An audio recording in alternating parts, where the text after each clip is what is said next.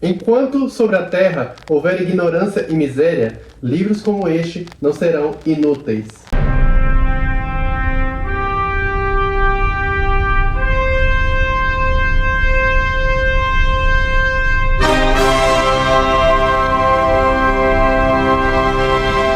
Opa! Os Miseráveis de Victor Hugo é o livro-evento da literatura francesa, através da galeria dos personagens mais sofridos que você vai conhecer na vida. O Victor Hugo vai então aprender todo o espírito de uma França que está patinando naquela confusão que foi o pós-Revolução Francesa, ali na primeira metade do século XIX. E é impressionante como tudo que vai acontecer aqui tem aquele escopo grandioso, todos os acontecimentos são engrandecedores. Isso porque, na sociedade francesa desse romance aqui, os personagens vivem numa grande cadeia em que a ação de um vai reverberar de maneira muito definitiva na trajetória de outro. Personagens que nem se conhecem e que talvez nem sonham que vão estar associados um dia.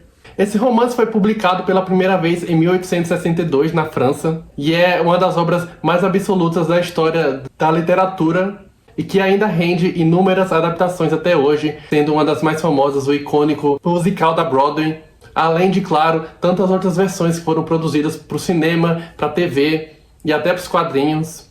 Esse romance então vai falar de moral, responsabilidade, luta de classes, religião, política, história.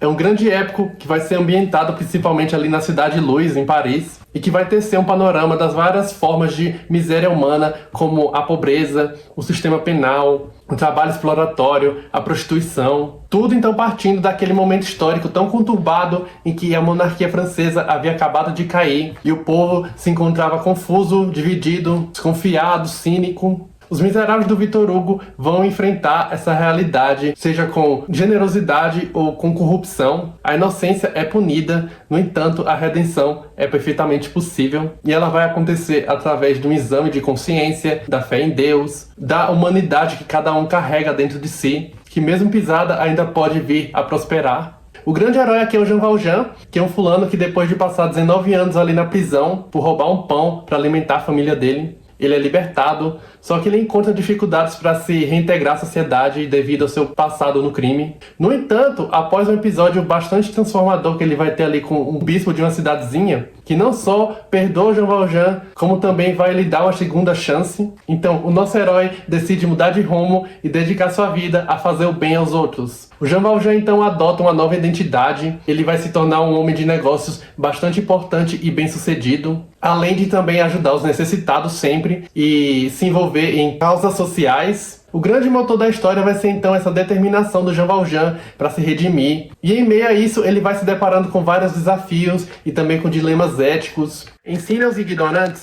tanto quanto puder. A sociedade é culpada por não prover educação universal gratuita e deve responder pela escuridão que produz. Se uma alma é deixada na escuridão, pecados serão cometidos. E a responsabilidade não é de quem comete o pecado, mas daqueles que causam a escuridão. Além disso, você vai ter também a história da Fantine, que é uma mãe solteira muito jovem, muito pura, que após sofrer algumas injustiças, vai acabar caindo na prostituição, até terminar em um final bem trágico, sem então conseguir rever a filhinha dela, a Cosette. E a própria Cosette é uma criança que vai viver a infância, ali numa versão bastante pesada da história da Cinderela. Ela então vai ser criada por um casal de burgueses bem picaretas, que vivem maltratando e extorquindo a Fantine, fazendo a Fantine então enviar cada vez mais dinheiro de onde ela não tem, para sustentar a criação da Cosette. E claro que a Fantine nem imagina que a filha vive praticamente como uma escrava daquele casal. E para fechar esse quadro de protagonistas, mais pra frente no romance a gente vai ser apresentado ao Marius, que é um estudante burguês, foi criado ali pelo avô e pela tia. No Marius a gente vai ter uma espécie de história de amadurecimento, já que após ele tomar, assim, consciência do seu passado, de quem foi o pai dele, que foi um grande herói de guerra, principalmente ali na Batalha de Waterloo. Ele vai então abandonar aquele mundinho de luxo e de conforto para honrar essa memória do pai e para abraçar os seus ideais, o que também vai significar passar a viver uma vida em condições bastante miseráveis. O romance então vai acontecendo assim, você vai ter um episódio que vai desenvolver a trajetória de um personagem e logo depois aquilo vai ser intermediado por um panorama histórico feito pelo Victor Hugo. Cada personagem aqui vai ter então um background bastante completo e um conflito pessoal que vai permear o romance inteiro. O Jean Valjean, por exemplo, ele vai ser o eterno condenado. Ele é um fulano cujo castigo não vai terminar após ele deixar a prisão e cumprir sua pena, porque ele vai passar o livro inteiro não apenas fugindo da sua antiga identidade, mas também se redimindo através das suas boas ações, porque mesmo fora das grades, ele ainda vai continuar sendo um prisioneiro do seu próprio passado. E essa abordagem de epopeia proposta pelo Victor Hugo, ela vai ser sustentada com interpelações que ele vai fazendo entre gestos individuais e grandes eventos históricos. E é justamente aí também que você vai pensar como que o romance consegue mesclar a ficção com o tratado histórico. Isso porque o Victor Hugo ele vai devagar, ele vai investigar a história da França, passando por aspectos que vão desde episódios muito específicos até o desenvolvimento urbano e cultural de Paris. Os olhos do espírito não podem encontrar em nenhum lugar nada mais ofuscante, nada mais tenebroso que o homem. Existe uma coisa que é maior que o mar, o céu. Existe um espetáculo maior que o céu, é o interior de uma alma.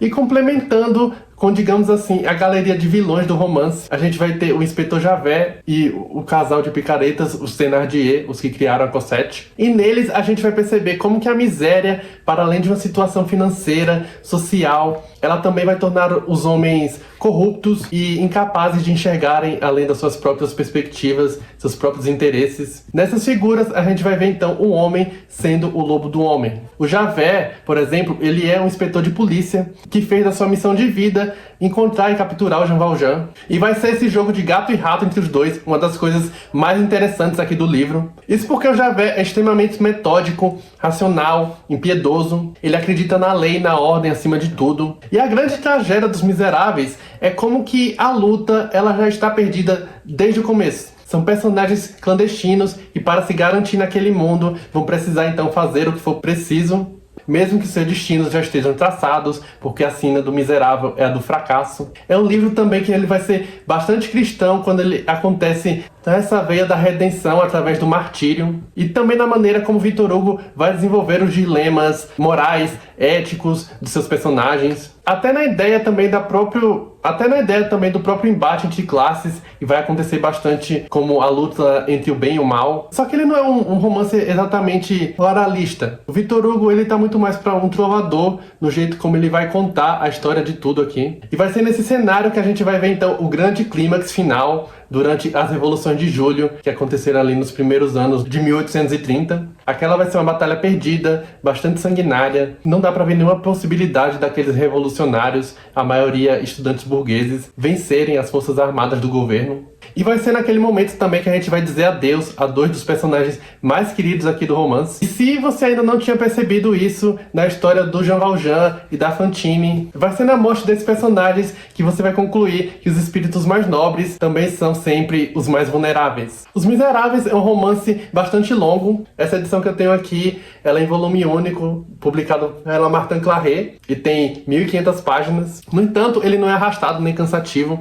é uma leitura bastante fluida. E mesmo quando o Victor Hugo vai fazer essas interrupções, ele vai fazer com uma abordagem bastante cativante, porque aqueles são insights de um cara que simplesmente pegou a visão de tudo. Aquilo também é uma recusa a aceitar qualquer versão higienizada dos fatos. É a história vista e contada por quem a viveu e sob o viés de quem realmente vai sofrer com aqueles contratempos todos, ou seja, o povão. O Victor Hugo então vai falar da monarquia, do Napoleão. Ele vai trazer um viés bastante interessante também sobre a Batalha de Waterloo. Para você ter uma ideia, já perto do final, ele vai até contar a história do esgoto de Paris, em um episódio que tem um título assim bastante genial, que é O Intestino do Leviatã.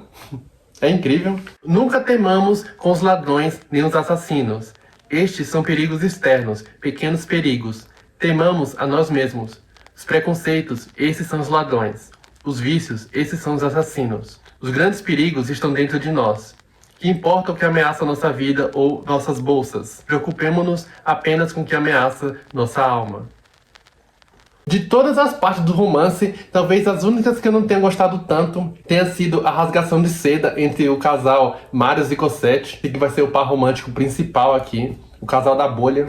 Dá pra entender que a relação deles vai representar aquela faísca de esperança e de pureza em meio a toda aquela sujeira. Eu também gosto bastante de melodrama. Só que o negócio acaba extrapolando um pouco, na minha opinião, aqui nesse núcleo dos pombinhos. Acho que o último calhamaço que eu li desse tamanho foi o It, do Stephen King. E eu havia esquecido aquela experiência de imersão completa, que é passar tanto tempo com o livro. Porque realmente esse é um livro que você sente que tem o tempo inteiro do mundo pra ler, sem nenhuma pressa. Só que pra mim, essa é uma tarefa que eu só encaro de tempos em tempos. Enfim, Os Miseráveis é esse espetáculo sobre o sangue na bandeira, sobre as mazelas e as dores da passagem de uma consciência social, a construção de um novo tempo. Tudo orquestrado em cima dos escombros, com arroubos de amor, de injustiça, de caridade, de ambição. São os retalhos da alma de uma nação. A gente vai ver como que a história ganha ainda mais peso quando encenada através da ficção.